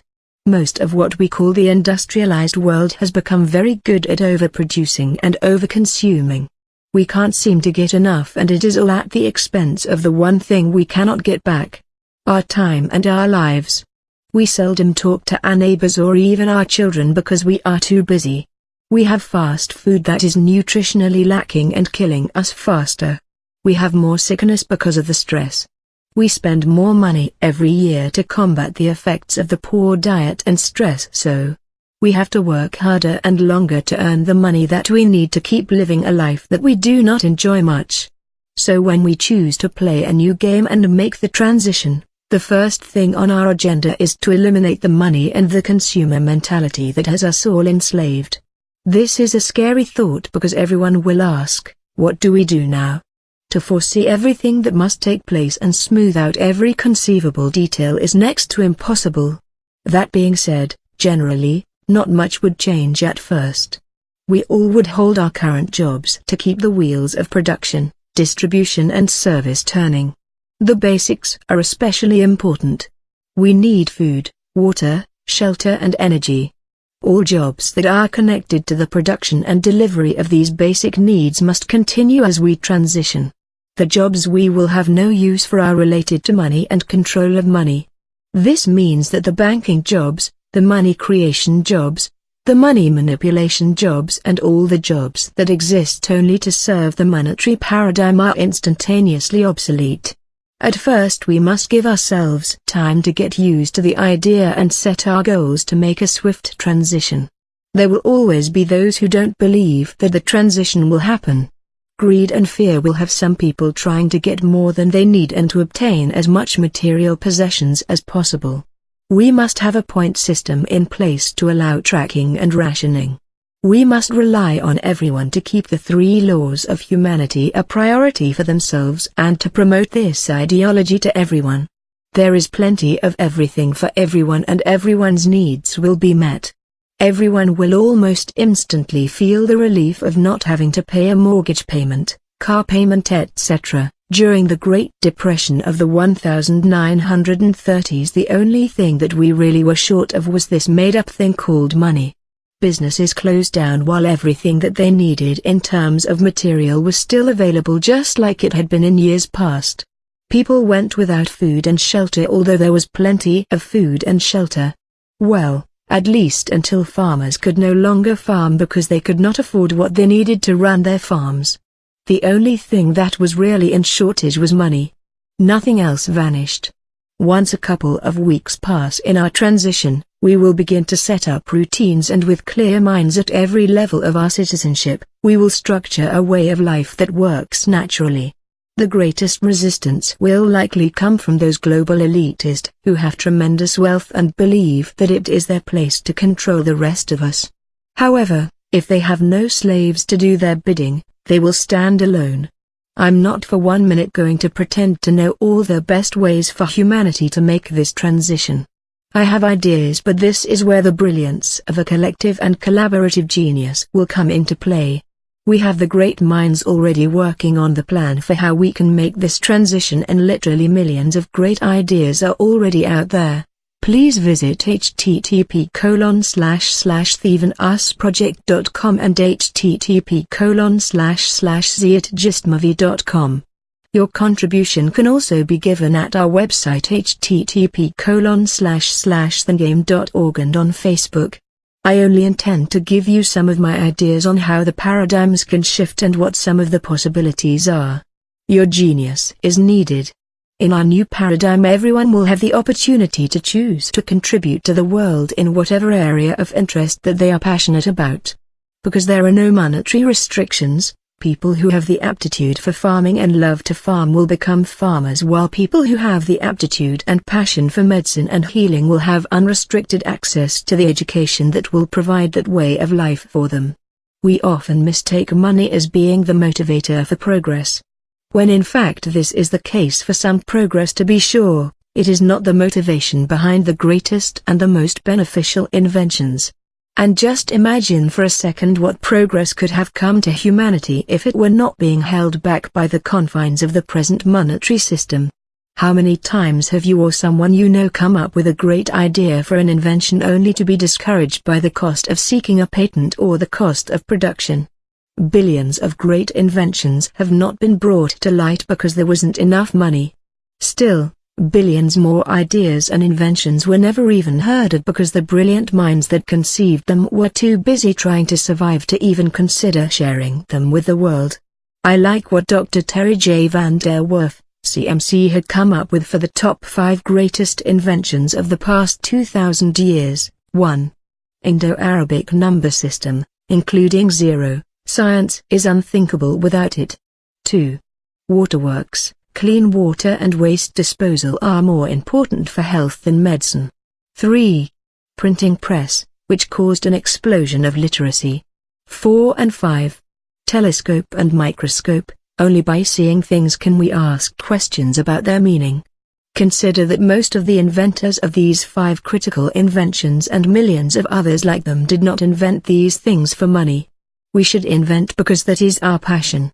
We should become doctors, dentists, farmers, mechanics and whatever we desire because that is our passion. We will do whatever we choose to do, better providing opportunity for everyone to do what they love and everyone will benefit. So during this transition, you will keep doing the jobs that you do for as long as needed to make the transition to the new paradigm. We will use our incredible abilities to communicate to establish an orderly worldwide job posting and jobs fulfillment system. If you are an auto mechanic and would rather be a farmer, you would post your job as an auto mechanic and look for a farmer who doesn't want to be a farmer. Without money being in the way, you could negotiate a swap of jobs and work out the details regarding transportation, location and living arrangements. Or, you could simply start working the job that you want right where you are. If you are working at a fast food restaurant and you are working there because that is the only way that you could earn enough money to survive, you may consider doing something that you have always dreamed of. Now you can begin seeking the education that you previously could not afford so that you can pursue your dream. What about the billions of people around the world who struggle to survive? Every day many simply have a mission to find food, water and shelter. What is in the way? Is there not enough food, water and shelter? No. There is enough. We pay farmers in the United States not to farm. What is in the way is the monetary paradigm. The plain, simple and ugly truth is that there are plenty of resources but it is not profitable to help these people to survive and thrive. In this transition, it is imperative that we focus on the logistics of ensuring these people are cared for first. If money is not in the way, we can instantly transport everything to the people in need everywhere. In every factory around the world, we consider a new strategy. We now focus on how we build the best products possible utilizing all that technology can provide. We build products that are modular, reusable and will last. We automate every job possible so that people are freed up to have a great life experience. Some may say that what I'm describing won't work because people will just stop working. People will just stay at home and play video games or go on permanent vacation. While that will be the case for some and especially in the beginning of the transition, there are many things to consider that will come into effect. First of all, many people in the current monetary paradigm sit home playing video games and live off government welfare. Many others don't have to work because they were born into wealth or achieved wealth in some other way. There will likely always be people who cannot contribute and people who are not motivated by anything to contribute. They are the exception, not the rule. Most of us just wish that we had more time to enjoy life. And, if we had more time to enjoy life, we wouldn't mind working so much. If we build things that are made to last and things that are modular and reusable, then we don't have to work as much to replace them. Our work weeks could go down to 1 or 2 days a week because we are not building things that get consumed just to keep feeding the monetary machine that is insatiable. The other huge consideration to factor in is technology. Did you know that we are entering a phase of technological development that is and will continue to change the world in ways that are comparable to how the world was changed by the invention of the wheel? With the recent advancements in nanotechnology, we will begin experiencing life in ways that have only been imagined in science fiction. You may ask how this affects the new game paradigm shift and world peace. For starters, let's consider the profound impact that absolutely free, clean energy will have on the world. That's right, free energy. The new clean energy based on nanotechnology, where carbon-60 fibers are mixed in a solution and literally sprayed onto surfaces or impregnated into various surfaces, allow entire buildings to become energy power plants. So-called zero-point energy could also be based on cold fusion or plasma. These emerging technologies by all accounts will render the old dirty energy useless. What's more is that these new energies are clean and cannot be effectively metered by the money-hungry who currently leverage our need for energy to control us. This is a game-changing development for the entire world. Wars that are being fought for dirty energy resources will simply lose their steam as everyone gets free energy. Disadvantaged countries will have electricity for their homes, businesses and for travel where they may not have been able to afford it in the past. This will affect manufacturing, farming and just about every aspect of development for human beings. What if unrestricted travel were free? What if home heating and cooling were free? This is not conjecture. This is going to happen before the end of this decade and the most likely in the next 3 or 4 years. The opportunity that this will create for world peace is immeasurable. I have identified food, shelter, energy and water as cornerstones of freedom. Free energy will allow us to harvest water and food in addition to the obvious benefits of heat, cooling and energy for travel and production. Nanotechnology will have a profound impact on our daily lives in other ways as well. For instance, we will manufacture materials at the molecular level. Self-replicating machines have already been produced. Regeneration of body parts is also a reality. Did you know that if you were to cut the end of your finger off, you could apply what is affectionately called pixie dust to the injury and regrow the end of your finger including fingernail? Technology is emphasizing that the monetary consumerism paradigm isn't working. What's more is that technology is making monetary consumerism obsolete. This is a huge realization, so let me repeat. Technology is making monetary consumerism obsolete. The more that technology is applied, the less need we have for slave labor. The less need we have for people to act as if they were machines. Technology is critical to our freedom. We must embrace and leverage every technological advantage available to us to make the transition. If we all got this idea, believed in it and realized that together we can transform the world by shifting the paradigm, then we could do so with minimum suffering and chaos. Transitioning will not be smooth or easy. It will take time and no doubt will require great courage and sacrifice. Freedom is worth fighting for. We cannot begin to make a transition unless we all see the paradigm that we live in for what it is and see the solution in a new paradigm. Once we all share the ideas and spread these ideas throughout the world, change and transition will soon follow. Chapter 8 Call to Action. This short book is not worth a second of time unless it results in action. Many of you will like the ideas presented and agree with the logic and philosophical reasoning. And then, you are left with the same question you ask yourself when the guy shows up at your door with the pictures of starving children around the world. The question is, what can I do? We all see our monetary, governing, political, social systems are broken and corrupt. We all see the dire need for change, but we feel helpless to do anything about it because the problems seem too big for us. So, here is what you can do. 1. Spread the word. If you pass this information to your circle of friends and family through the various means available to you, then you have begun to make a difference. You have begun to become the change that you want to see in the world. Share this book freely. Give it away, copy it, post it on your own website. 2.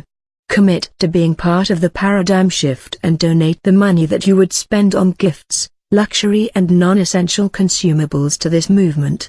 Tell the people that you would have spent the money on what you are up to. We are in the money paradigm and we will need to use money to shift the paradigm. Only the masses can provide the leverage in significant quantity to create the new game. 3. Believe and teach your children the concepts defined here and give them hope, desire and inspiration. Expand on these ideas and make them your own. 4. Become self-sufficient. Use the current technologies to get yourself off the grid with alternate energies. Make your home energy efficient. Plant a garden, raise some of your own livestock and stock up on seeds that will help you to survive in the worst conditions. The transition to this new paradigm will likely be rough and will take some time. Have enough water and food to survive. Now is the time to take the first steps. 5. Vote out all of the incumbents in every government at every opportunity. Stop letting the few control us like we are animals. Take responsibility for yourself and for the future of humanity. Don't leave our future in the hands that have already proven time and time again that they only have their own best interests at heart. 6.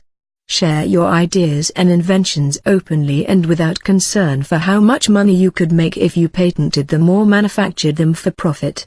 The money bubble will eventually burst and your contribution is needed now more than ever. 7.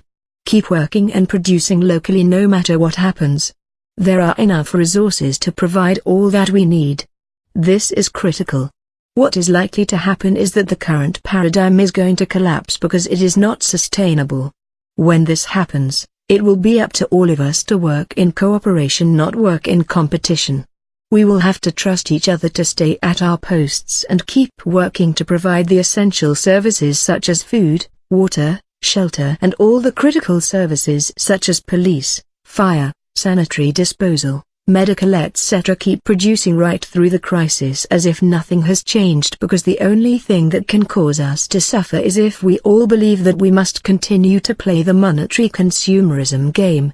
Before this happens, share this book and its concepts. 8.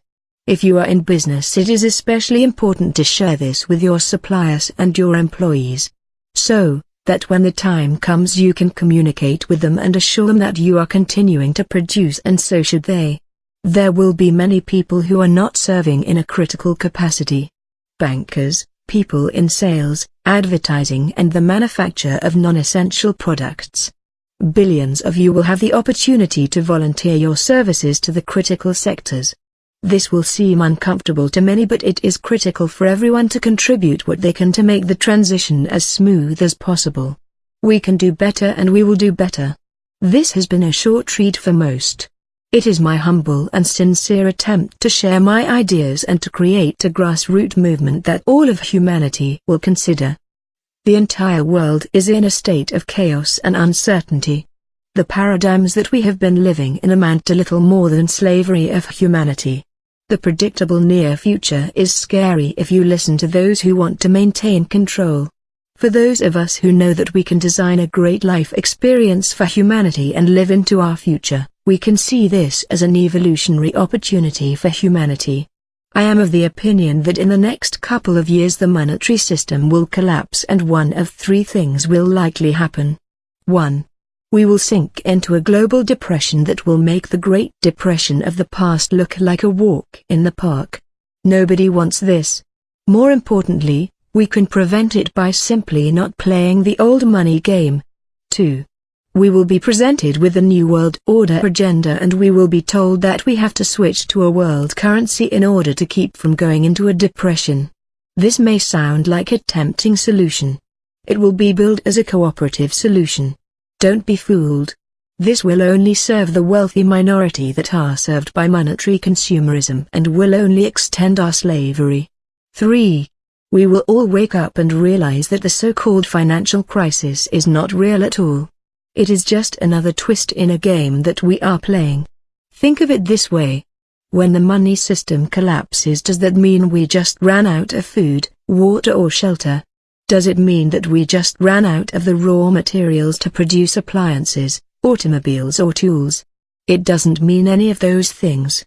It only means that those who are controlling the masses through a corrupt monetary consumerism paradigm are now changing the game and we are all supposed to follow along. It is not real, and we don't have to play their game. The opportunity is here for us to be free and play a new game. It is time for us to break free of this slavery and unite in a common and universal cause that is definitive and logical. Those of us who have more than we need must let go of our self-centered fears. We must embrace the fact that if we help everyone to have what they need and ensure everyone's ability to thrive, then we are ensuring ourselves to have what we need and we will thrive. This quote seems appropriate for those of you who do not believe in creating a new game that is based on the fundamental shift of the paradigm for which we live. You can't convince a believer of anything, for their belief is not based on evidence, it is based on deep-seated need to believe. Carl Sagan. Now, you have some idea of the issues and the potential solutions. Are you going to just sit on your butt, go back to work and live life as usual, or are you going to make a positive difference in the world? If you believe in God or if you believe in a higher intelligence in the universe or both, you have to ask yourself, what would they think of the way we are living life on Earth? Are you happy with the way that life on Earth is? Do you think that we are doing the best that we can as human beings, or do you think that we can do better? I challenge you to world peace. Anyone who has experienced the Matrix movie will appreciate that we are all that now presented with a choice. This book is your wake-up call telling you that it is a fact that we are all living in a game that was made up. You now can wake up from this game and choose to take the blue pill or the red pill. Free yourself, your children and the generations of children to follow. Take the red pill, see how deep the rabbit hole goes. The end. The beginning. How much more corruption, violence and destruction must we all endure before we realize that we are on the wrong course? Remember the 3 laws of humanity. 1. Humans must ensure that others survive and thrive. 2. Humans must themselves seek to survive and thrive without violating the first law. 3. Humans must seek purpose without violating the first or second laws. Please get involved and visit http://thegame.org. Also, search for the new game on Facebook. This is where you can actively participate or just stay in touch with what is happening. We need your genius. As odd as it sounds, donate if you can. We are still in the old game and every penny will be used for the cause. If you can't or you choose not to donate, at very least, freely pass this book on to everyone that you know and be part of the conscious evolution of humanity. Let's all insist on designing a great life experience for everyone.